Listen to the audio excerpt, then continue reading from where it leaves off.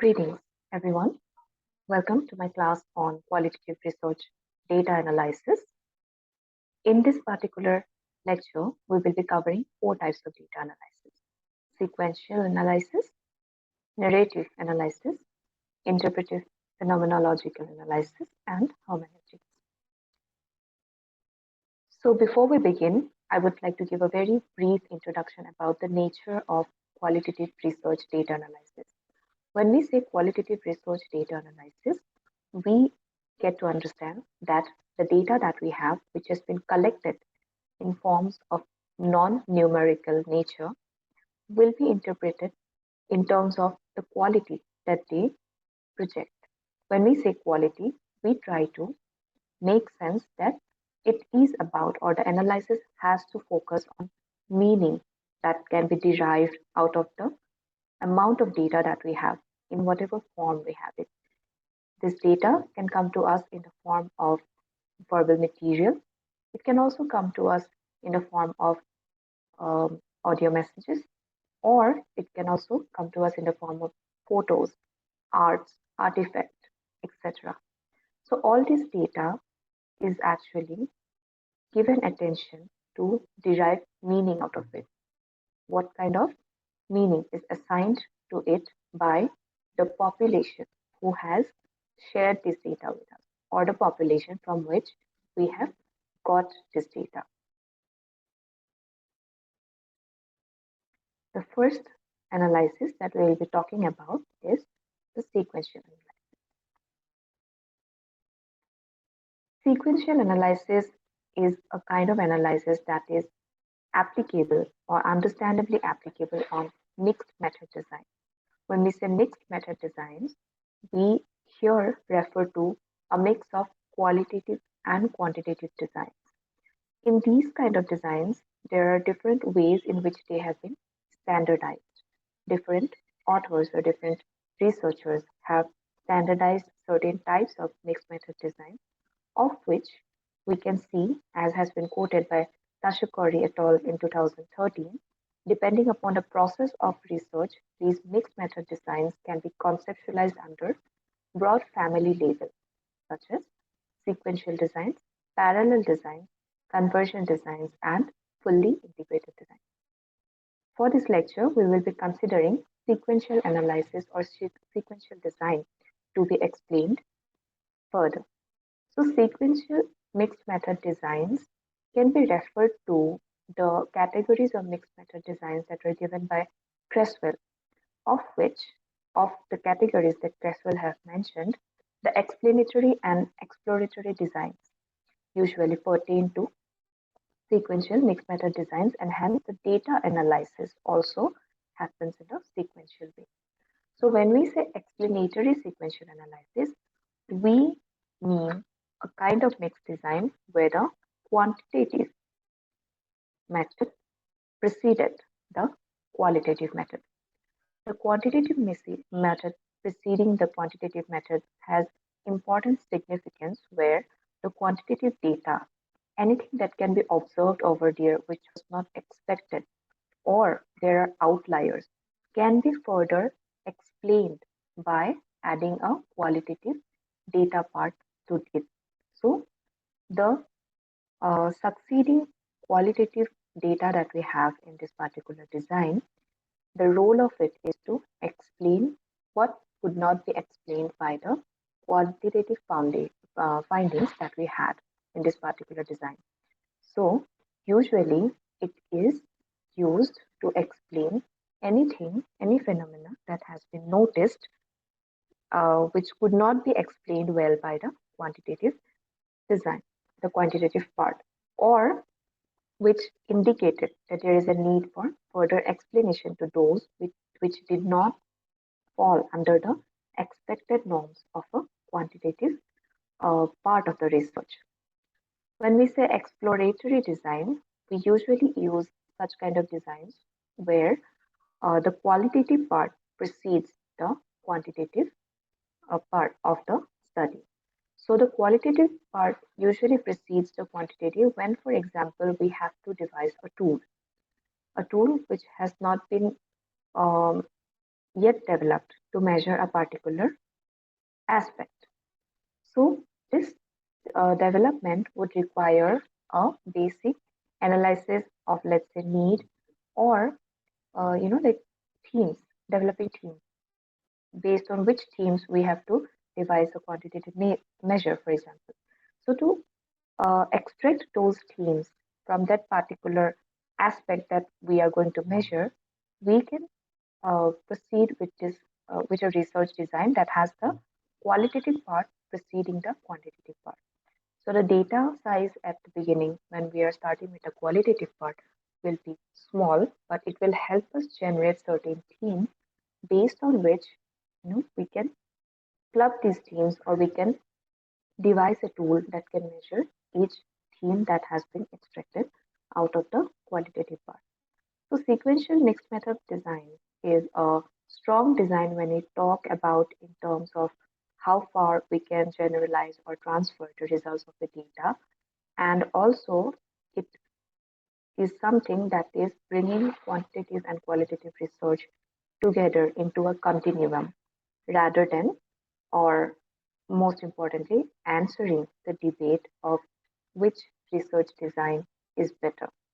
So sequential mixed method designs are a beautiful amalgamation of two different approaches that can very well uh, present what can be found from a set of data. Disadvantages of sequential mixed method designs could be that it is time consuming.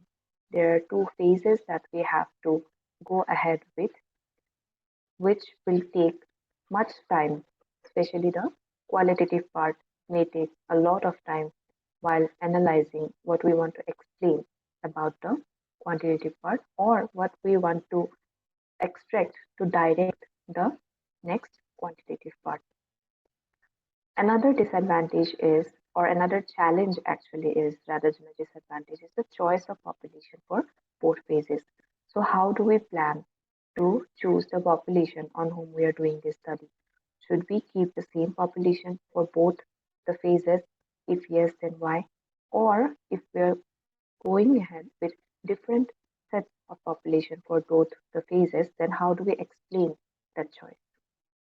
Usually, another challenge is the second phase that is dependent on the initial results might be very hard to rationalize. Why do we need the second phase? So that can be another challenge of sequential analysis, or that can be another challenge that researchers choosing sequential analysis may face. And another challenge or disadvantage I would like to mention here is the choice of data to direct the second phase.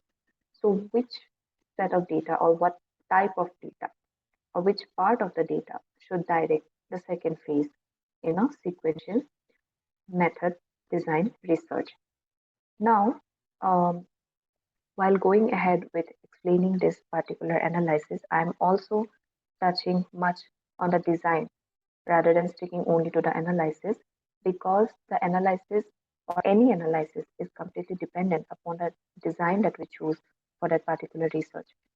In fact, even in sequential analysis, we have to have a choice of the data or of the population to further go ahead with the analysis, the result of which will direct us to the second phase in sequence. Other methods, as can be mentioned here, as parallel or conversion or fully integrated, also uses a mixed method design. But the difference between sequential analysis design or sequential analysis and the other methods is those analyses are not dependent on another part of that particular research as it is in sequential analysis. Like one part is dependent on the other, or it is dependent on the analysis and results of the other part, of the preceding part. So the other designs are not completely dependent on each other part. They can definitely be clubbed together, they can be brought together to enhance or elaborate the findings. But in the process of analysis, in the process of that entire research, one part of that particular study, be it quantitative or qualitative and qualitative. Okay, so these different types of methods are that are being clubbed together are not dependent on each other to proceed further.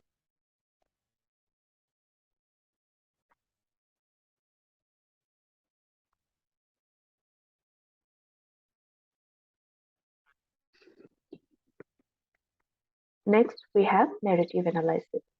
Narrative analysis is a type of analysis where the data we have for our qualitative research is studied and the focus is on the narrations. The data collection of narrative analysis itself happens in terms of narrations or stories.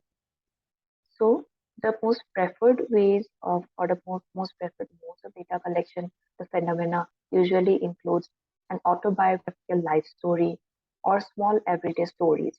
But the data that we have has to be in the form of a story.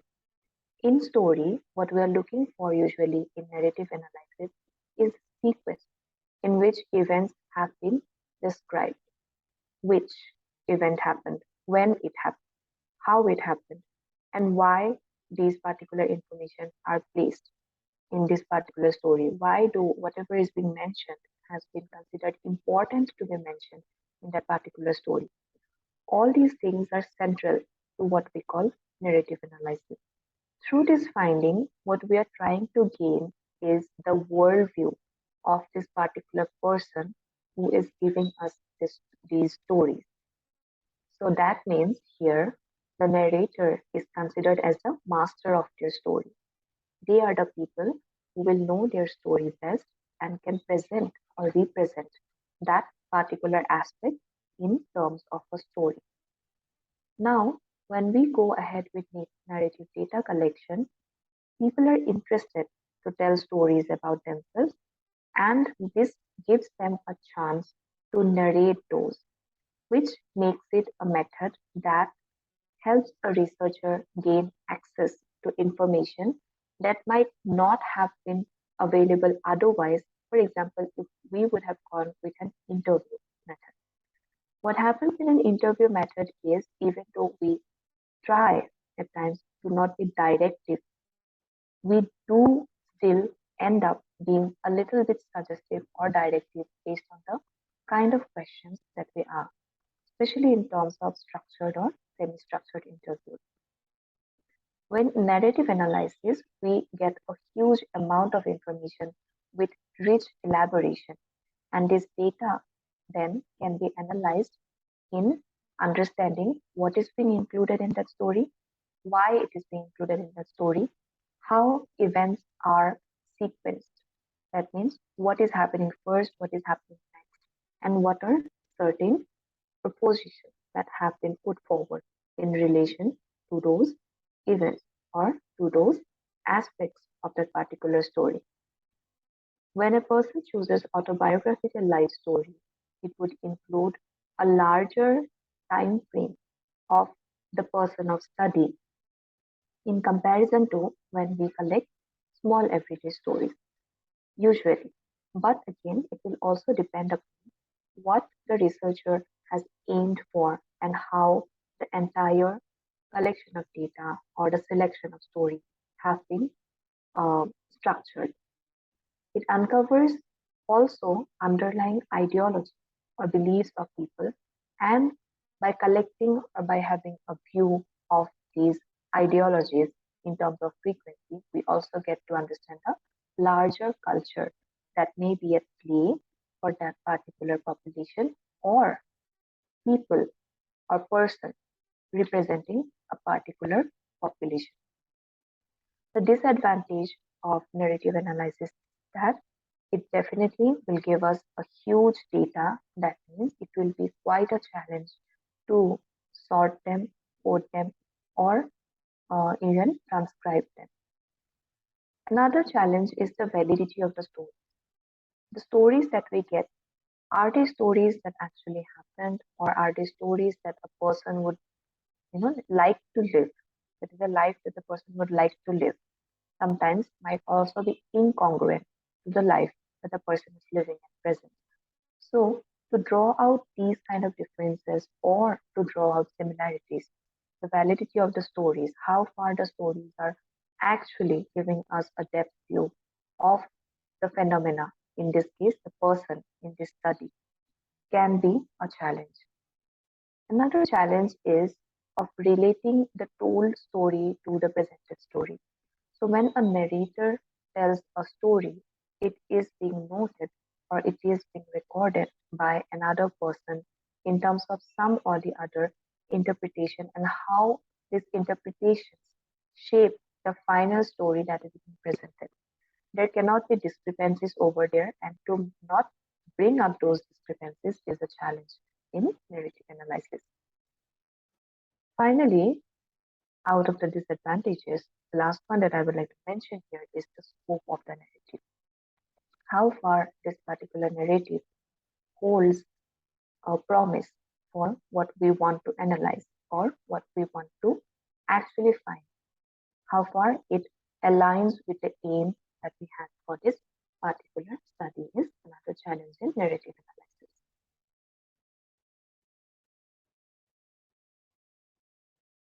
Next, we have here the interpretive phenomenological analysis. When we say interpretive phenomenological analysis, the term very clearly indicates what we want to focus in this particular analysis is personal experience. Before we proceed to any analysis, our analysis is already directed when we frame the research, when we put up the methodology. That means the data that we have is in such a way that it is available. It has those information that is required for that kind of an analysis. So for phenomenological analysis, we have to collect data about these personal experiences, and then we can proceed with the phenomenological analysis. Phenomenological analysis looks for lived experiences of people. How did, for example, a group of or a population of 10 people experience the same phenomena or subject of study, let's say education or probably marriage? So if I select 10 people in a particular culture and ask for their lived experience of a married life or of education, and then the data that we have will be analyzed for commonality that has been mentioned in the lived experiences by these people, by my population. So what are certain common things that each person in my population, in my sample population, have mentioned? It can be common beliefs, it can be common experiences, it can be common achievements, it can also be common provisions that have been perceived by the people that I'm taking for my study. Now, there might be certain confusions regarding narrative analysis, which also talks about lived experiences, and phenomenological analysis, which also talks about lived experiences. The difference is that in narrative analysis, what we focus is the presentation of these lived experiences in terms of a story. The phenomena here is the person or the people that we are studying. While in phenomenological analysis, the phenomena is the subject that we have chosen. For example, marriage, married life, or education. So that is the phenomena here. And what we get is not in terms of a story, in terms of the focus is more on commonality that we can find, common themes that we can find from the information that we get, rather than trying to understand or focus more about the sequence of how events happen, why they happen. It is particularly useful for understanding phenomena which have a lack of literature or phenomena which have not been researched much. So in such areas which have not yet received a lot of research, we come up with themes or we come up with presentations of themes that can help develop further research in the area. So in this particular sense, IPA or interpretive phenomenological analysis is a good or quality record of how people share their lived experiences according to the meanings that they have perceived. While noting down these meanings, the researcher may be prone to include one's own biasness or one's own understandings that have been gained before. Hence, the researcher has a particularly higher role here of being self-aware, being reflexive and reflective about the data as well as the self. Hence, IPA is an interpretive process. It's a meaning-making process between the researcher and the people who are being researched. The previous knowledge that researchers have must be transformed in such a way that it facilitates the interpretation. It facilitates the understanding of the present population under study and not on the otherwise acting as a barrier to record the actual interpretations of the people of the lived experiences. The disadvantages, in another word, regarding this particular research is the possibility of researcher biasness getting projected onto the analysis and the extensive time that we will require to do interpretive phenomenological analysis.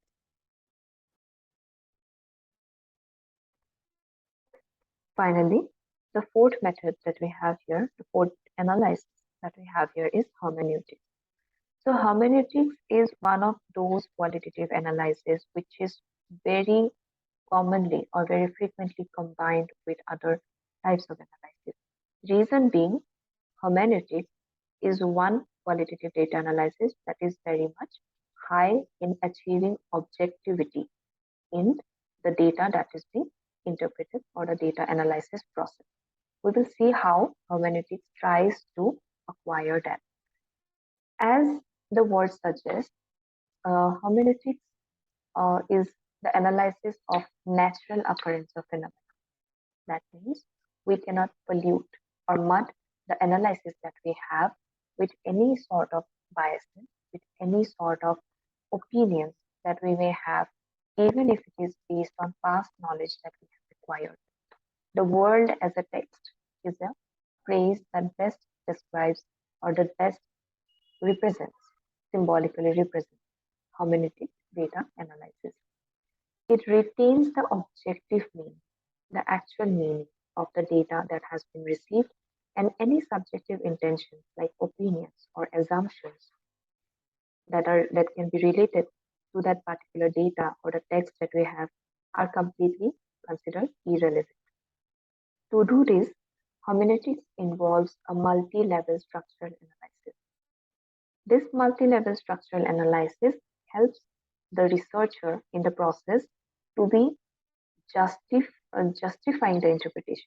It helps the researcher to build very strong justifications for the final interpretations that has been noted. First, the data set will be analyzed for reconstruction of objective meaning of first interaction without any context. So if I have a particular data content with me, if I want to do hermeneutic analysis, the first step is I will reconstruct the meanings that this context may have as many alternatives as I can. What this what this data may mean without the context, without considering the context in the first step at all. So if I have a particular interview verbatims with me, the first thing I'll do is I'll find out all the alternative reconstructions of meaning for that particular data. What can be meaning number one? What can be meaning number two? It can also mean, for example, meaning number three. So I'll have these alternatives. And then I will, at this particular point, in the first step, I will not consider the context in which I got or the context in which the verbatim has been spoken about. In the second step, I'll go with comparison with the context. Does alternative one explains verbatim, the particular verbatim happening in this particular context? No. Okay, I'll omit it. Next, does interpretation two explains that the happening of this verbatim or the meaning of this verbatim in the particular context in which it has been collected? So likewise, in this comparison, I will strike out all impossible or non-applicable alternative interpretations or reconstructions that I have. And finally, I'm retained with the ones, the reconstructions that best explains the meaning of this particular verbatim in relation to the context in which it happened when it was collected. Because of this process, where it's very um, deductive in nature, because of this process, hermeneutic stands as a strong analysis method and also can justify itself to be finally retaining the interpretation that is more objective in nature and claiming that the understanding has been drawn as has been mentioned in the text, and there has been no pollution or no polluting of it in terms of any other subjective intentions of the researcher.